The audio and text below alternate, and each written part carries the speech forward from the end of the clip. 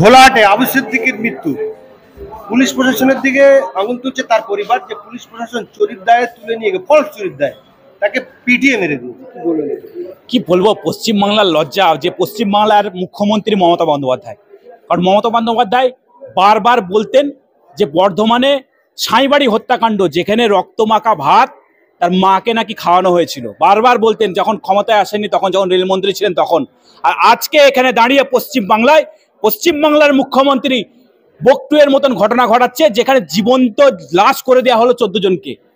নতুন জামাই বাচ্চা থেকে শুরু করে তাদেরকে ওপেন বাড়ি শুধু জ্বালিয়ে দেওয়া হলো, আর পুলিশ মাঠের ধারে বসে সিগারেট টানছে, বিড়ি টানছে, মানুষের ঘুষের টাকা, এলাকার তোলাবাজির টাকা, কোনো গাঁজাখোরের থেকে টাকা তোলা, কোনো মদের ঠেক থেকে টাকা তোলার টাকা দিয়ে এলাকায় মাঠের ধারে বসেছিল, ফোন করে করে পাওয়া যায়নি। আবার ধোলাহাট, পশ্চিমবাংলার মানুষের লজ্জা যে পশ্চিমবাংলার মুখ্যমন্ত্রী স্বরাষ্ট্রমন্ত্রী মমতা বন্দ্যোপাধ্যায়, যদি সত্যিকারের পশ্চিমবাংলার নিরাপত্তায় কেউ থাকে তো মুখ্যমন্ত্রী এবং তার ভাইপো ছাড়া কেউ নিরাপদ নন। পশ্চিমবাংলার কোনো এরকম ভাবে পুলিশ দাদাগিরি, কোনো আইনজীবীকে গেলে তাকে নিগ্রহ করছে, সাধারণ মানুষকে নিগ্রহ করছে। পশ্চিমবাংলার মানুষ নিরাপত্তাহীন, পশ্চিমবাংলার মানুষের কাজ নেই, পশ্চিমবাংলার মানুষ বেকার। পশ্চিমবাংলার মানুষের কোনো তার সাথে যদি তার নতুন বিয়ে করে স্ত্রী বেরোয়, তৃণমূল পার্টির অফিসের সামনে দিয়ে সত্যিকারে যদি সে যায়, তার তৃণমূলের যে নেতারা আছে চশমা পরে তার বইয়ের দিকে পর্যন্ত নজর দেয়। এই ধরনের নিচু যদি তাই না হতো তাহলে সন্দেশখালীর মতন ঘটনা ঘটতো না।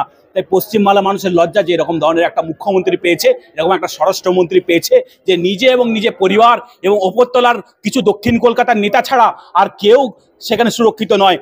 এই পশ্চিমবাংলার মানুষ, এই পশ্চিমবাংলার তৃণমূল রাজে তৃণমূলের কাউন্সিলর খুন হয়, তৃণমূলের বিধায়ক পর্যন্ত খুন হয়, বিরোধী দলের বিধায়ক পর্যন্ত খুন হয়। তাই নিরাপত্তায় কে আছে? নিরাপত্তায় পশ্চিমবাংলার মুখ্যমন্ত্রী তার পরিবার ছাড়া কেউ নিরাপত্তায় নেই। আমরা দেখেছিলাম রেজওয়ান কাণ্ডে এবং তাপসী মালিক কাণ্ডে, শুধু এই কাণ্ড নেই, আরো যে কাণ্ডগুলো পশ্চিমবাংলায় ঘটতো সেগুলো পান থেকে চুন করেছিল রাজ্যের মুখ্যমন্ত্রী, বর্তমান একদম বাংলাকে মাথায় তুলে নাচতো।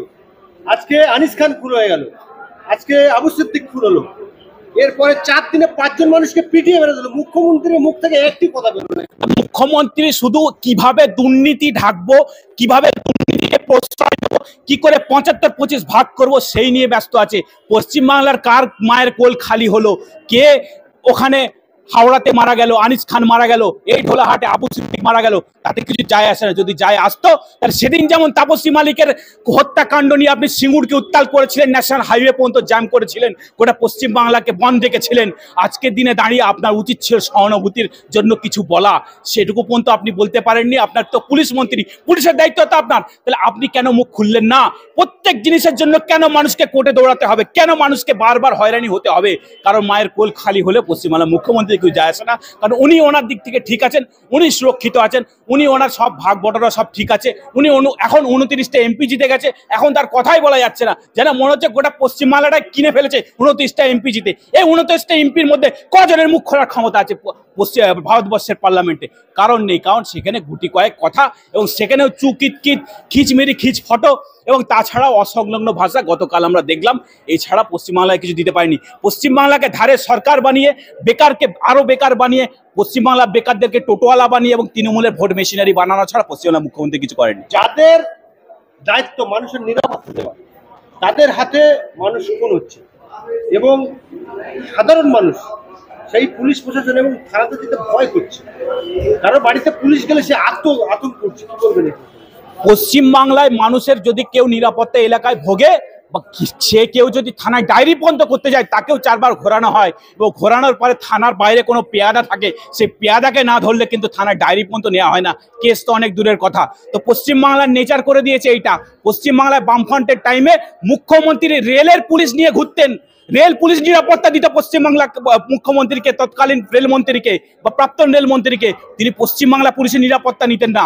তো পশ্চিমবাংলা বর্তমানে পশ্চিমবাংলার মুখ্যমন্ত্রী জানে যে এই পুলিশগুলোই হচ্ছে ভোট মেশিনারির প্রধান অস্ত্র। যদি 4টে চেয়ারের 4টে পা থাকে, তার মধ্যে একটা পা হচ্ছে পুলিশ, যে পুলিশ না থাকলে পশ্চিমবাংলায় মুখ্যমন্ত্রী মমতা বন্দ্যোপাধ্যায় থাকবে না, কারণ ভোট করায় পুলিশ। পশ্চিমবাংলায় ছাত্র রাজনীতি শেষ হয়ে গেছে, যুব রাজনীতি শেষ হয়ে গেছে, শ্রমিক সংগঠনগুলো শেষ হয়ে গেছে, কাউকে আর আসতে দিচ্ছেন না। 2013 পর থেকে আর ছাত্র ভোট হয় না, কারণ পশ্চিমবাংলার মুখ্যমন্ত্রী জানে যে ছাত্ররাই পারে, ইয়ংরাই পারে, যুবরাই পারে সরকারকে চেঞ্জ করতে। সুতরাং সেই জায়গাটাকেই যদি বন্ধ করে দেওয়া যায়, তাহলে আগামী দিনে আমার ক্ষমতায় থাকতে আর কোনো অসুবিধা হবে না। তাই তো দেখছেন না, বিজেপি সংগঠন সাজাতে পারছে না, শ্রমিক সংগঠন নেই, বামফ্রন্ট আর নতুনভাবে এসএফআই কে সেভাবে রাস্তায় নামাতে পারছে না। কেন? কারণ পশ্চিমবাংলায় ছাত্র ভোট বন্ধ হয়ে গেছে। যতদিন না পশ্চিমবাংলার যুবকরা জাগবে ততদিন পশ্চিমবাংলায় এইভাবে মায়ের কোল খালি হবে। কারণ যুবকরাই পারে পশ্চিমবাংলার যে প্রতিধ্বনি নির্ভয় নির্ডর হয়ে শাসকের বন্দুকের গুলির সামনে দাঁড়াতে। ধরাতে কিছু একটা ঘটেছে, এটা দিনের আলো তো পরিষ্কার।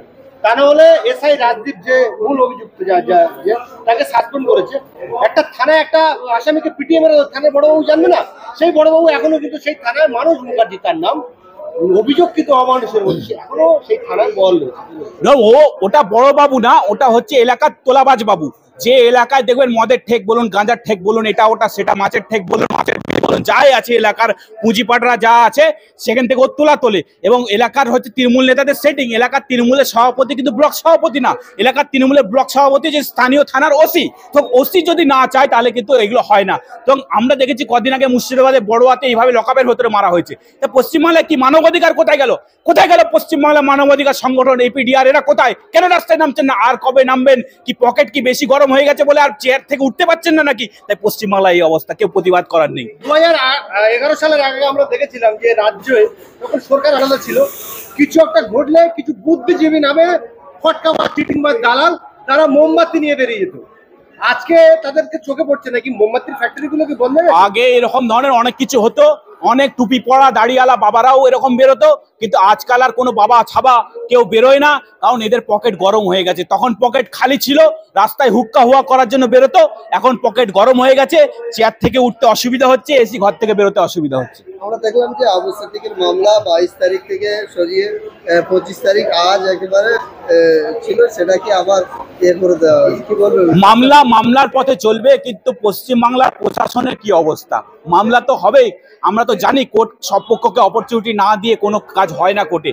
এটা তো আর এলাকার ক্লাবের বিচার না, কি তৃণমূলের পার্টি অফিসের বিচার না, কোর্টের একটা নির্দিষ্ট সিস্টেম আছে। কিন্তু প্রশাসনের কি অবস্থা? প্রশাসন কি অবস্থায় নিয়ে গেছে? মানুষের দুর্ভাগ্য, যতদিন নাই তৃণমূল সরবে ততদিন মানুষকে এসব সহ্য করতে হবে।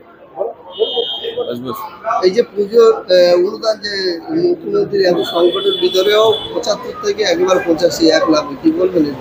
না, পশ্চিমবাংলায় তো ধারের সরকার, এটা অনেকটা কিরকম হলো, কারণ কারোর পক্ষে পয়সা নেই, তার বিয়ে বাড়িতে নেমন্তন্ন আছে বা হয়তো নেমন্তন্নও নেই, ঠিক আছে, তো অনেক লোক ওই ভালো জামা কাপড় পরে আর এলাকার কাপ বাটি সেট নিয়ে একটা বিয়ে বাড়িতে ঢুকে যায়। তো পশ্চিমবাংলার হচ্ছে তাই অবস্থা। পশ্চিমবাংলায় বর্তমানে ধারের সরকার, এই ধারের সরকার পশ্চিমবাংলায় এরকম নয় কি দিল্লির মতো সরকার কি লাভজনক অবস্থায় আছে। পশ্চিমবাংলার ধারের সরকার, ধার করে সংসার চালাতে হয়, সেখান থেকে আবার অনুদান, অর্থাৎ পকেটে পয়সা নেই, বিয়ে বাড়ি খাওয়ার জন্য গিফট নিয়ে যাওয়া। এটা হচ্ছে সেই ক্লাবগুলোকে হাতে রাখতে হবে, এলাকার বেকার ছেলেগুলোকে হাতে রাখতে হবে। পুজোর সময় তাদেরকে পকেট গরম করে দিলে কি হবে? ভোটের সময় তাদেরকে পাওয়া যাবে, ভোট মেশিনারি হিসাবে ব্যবহার হবে, এটাই তার পরিকল্পনা। এই যে আবু সিদ্দিক কি ন্যায় বিচার পাবে বলে আপনারা একজন আইনজীবী নিশ্চয়ই আইনের কাছে যদি আইন ন্যায় বিচার না থাকতো তাহলে আইনের প্রতি মানুষের আস্থা হারিয়ে যেত। আপনারা দেখুন বিভিন্ন জায়গায় যখন মানুষের পিঠ থেকে যায় তখন তারা আইনের দ্বারস্থ হয়। নিশ্চয়ই আইনের দ্বারস্থ যা হয়েছে, আগামী দিন সুবিচার পাবে। যদি দেশের আইন না থাকতো, দেশের আদালত যদি না থাকতো, তাহলে পশ্চিমবাংলার মুখ্যমন্ত্রী আর পশ্চিমবাংলার বিরোধী দলনেতা থাকতে দিতেন না।